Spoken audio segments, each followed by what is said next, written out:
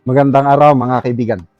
Bigyan natin ng reaction, opinion itong post ng ABS-CBN. Senate President Pro Tempore Panfilo Lacson says, once the Senate is constituted as an impeachment court, it may compel or force Vice President Sara Duterte to attend the trial. But clarifies it's her call as she can waive her appearance. Okay. Salamat naman at klinaro na ngayon. Hindi tulad sa Committee on Justice. Ilang beses na silang nananawagan, mag-attend ka naman, magpakita ka naman. Wala. Dinedma sila ni VP Sara. So dito, dahil korte na ito, yes, importante para sa akin na mag-appear si VP Sara. Although, maganda yung paglilinaw na she can waive her right. So at least, malinaw na ngayon.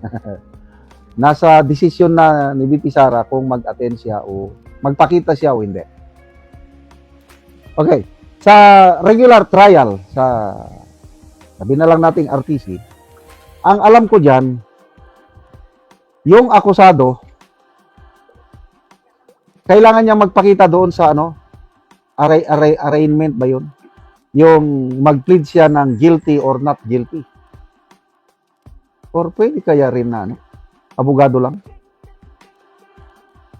Wala pa akong na balitaan na pagdating sa arraignment is kailangan yung akusado magpakita. So, parang ganyan din dito sa to me, mas maganda kung mag-attend si VP Sara. At ako, opinion ko lang ito, basing sa nangyari sa budget hearing for the past 2 years natin ito. Doon sa House, halos ayaw magpakita si VP Sara sa budget deliberation. Itong 2026 budget deliberation, nagalit pa nga si Congresswoman De Lima dahil bakit ayaw magpakita si VP Sara. Na timing, nagkaroon ng lindol ba yun sa Cebu? So mas inuna ni VP Sara yung araw na yon, imbes na magpakita sa budget hearing sa Kamara, nandun siya sa noon siya ang pinakaunang government official, national government official na bumisita sa mga biktima ng lindol sa Cebu. Yan ang ko. Kaya tinawag siya ni Congressman Woman De Lima na spoiled brat, something like that. Bakit? Mas importante ba yung budget hearing kaysa yung mga biktima? Kahit ako, unahin ko yung mga biktima. But dito sa Senado, pagdating na sa Senado, palaging, as far as I remember, palaging nag-a-attend si VP Sara sa mga budget hearing sa Senado at palaging binibigyan siya ng kortesiya, hindi na siya pinapatagal. Ang ganda ng treatment ng mga senador sa kanya. Kaya nakikita ko, dito na sa kanyang trial, magpapakita yan, mag-a-attend yan. Dahil it is considered as a friendly.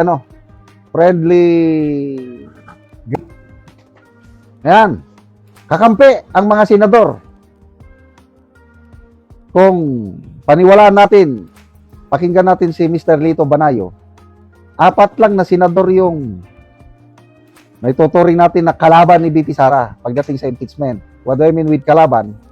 Kahit may ebidensya o wala, itong 4 na ito, tinawag nga ni Attorney Panilon, mga pusakal. Dahil sigurado daw na ang boto nila is conviction ni VP Sara. So sino? Soto, Lacson, Hontiveros, and Kiko Pangilinan. Yan lang ang mga kontra kay VP Sara. All others, wala na yan. Kaibigan na yan. I don't know, itong 2 tulpo, pwede rin kalaban ni VP Sara pala yan, yung magkapatid na tulpo. But dahil re-electionist si Raffy Tulfo, baka mag-playing safe. Pwede siyang mag-abstain. Si Erwin Tulfo, yan, pwedeng bumoto ng conviction. So, 5. Bam Aquino, ay mautak si Bam Aquino. Politiko yan. Posibleng maging contender siya na, pwedeng maging standard bearer siya ng kakampi.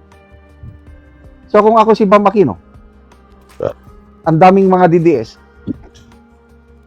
once na bumoto ako ng conviction, wala na akong pag-asa sa Mindanao, Visayas, maapektuhan ako. Kaya, again, posible si Bam Aquino, boboto yan ng abstention.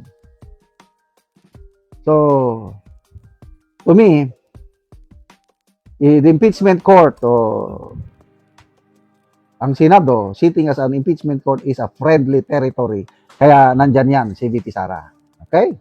Salamat mga kaibigan sa inyong pagsubaybay sa channel na ito.